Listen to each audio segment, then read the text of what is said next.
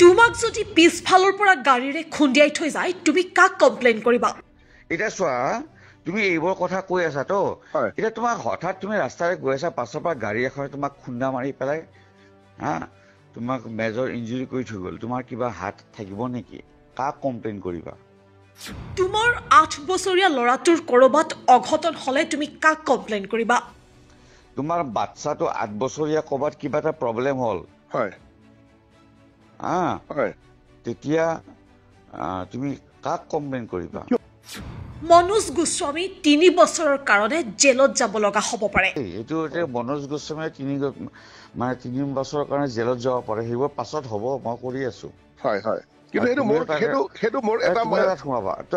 তুমিও তাত সোমাবা বা তুমিও যাব লাগিব বাবা, তুমিও তাত সোমাবা বা সেয়া মই পিছত চাই ল'ম।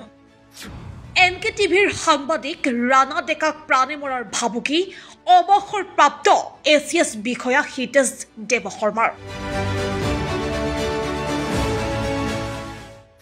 সাংবাদিকৰ নিৰাপত্তা বিষয়টোত এতিয়া ডাঙৰ প্ৰশ্নবোধক আহি পৰিছে।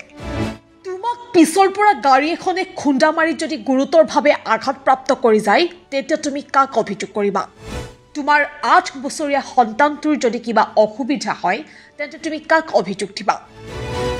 এয়া এজন প্ৰাক্তন ACS বিষয়াই নিজৰ পুত্ৰৰ বিষয়ে বাতৰি কৰাৰ সন্দৰ্ভত টেলিফোনিক যোগে সাংবাদিকক দিয়া ভাবুকি। কল ৰেকৰ্ডিংটো ভাইৰেল হৈ পৰাৰ পাছতেই আৰম্ভ হৈছে এতিয়া চৰ্চা বিষয়টোক লৈ।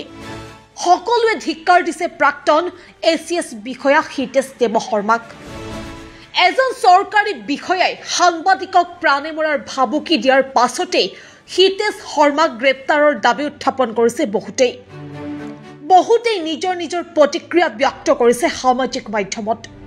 জুবিন গাৰ্গৰ মৃত্যুৰ 3 অভিযুক্ত শ্যামকানু মহন্ত, সিদ্ধাৰ্থ শৰ্মা আৰু সন্দীপন গাৰ্গক 15 অক্টোবৰত বাক্সা জিলা কাৰাগাৰলৈ নিয়াৰ পাছত কাৰাগাৰৰ সন্মুখত সৃষ্টি হৈছিল উত্তপ্ত পৰিস্থিতিৰ।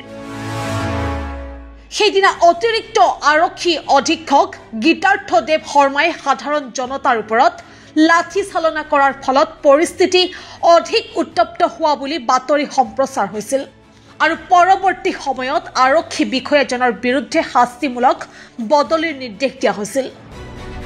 তাৰ পাছতেই এই ঘটনা। পুত্ৰৰ বিৰুদ্ধে বাতৰি কৰাৰ বাবে এতিয়া সাংবাদিক ৰাণা ডেকাক প্ৰাণে মৰাৰ ভাবুকি দিছে হিতেশ দেৱশৰ্মাই। এতিয়া প্ৰশ্ন উত্থাপন হৈছে সাংবাদিকৰ সুৰক্ষাৰ ওপৰত, সাংবাদিকৰ নিৰাপত্তাৰ ওপৰত। বাৰে বাৰে সাংবাদিকক আক্ৰমণ কৰি লোৱা ঘটনাবোৰ সুলভ হ'ব ধৰিছে। সাংবাদিকক আক্ৰমণ কৰা ঘটনা ৰাজ্যত প্ৰায় হ'বলৈ লৈছে। এই ঘটনাৰ পাছতেই এতিয়া বিভিন্ন দল সংগঠনেও আগবঢ়াইছে নিজৰ নিজৰ প্ৰতিক্ৰিয়া। ঠায়ে ঠায়ে বিষয়টোক লৈ হিতেশ দেৱশৰ্মাৰ ওপৰত থানাত জাৰি কৰিছে এজাহাৰ। এতিয়া প্ৰশ্ন হয়, ৰাজ্যৰ মুখ্যমন্ত্ৰী ডক্টৰ হিমন্ত বিশ্ব শৰ্মাই ঘটনাৰ সন্দৰ্ভত কি প্ৰতিক্ৰিয়া আগবঢ়াব, লগতে ঘটনাৰ সন্দৰ্ভত কি ব্যৱস্থা গ্ৰহণ কৰিব?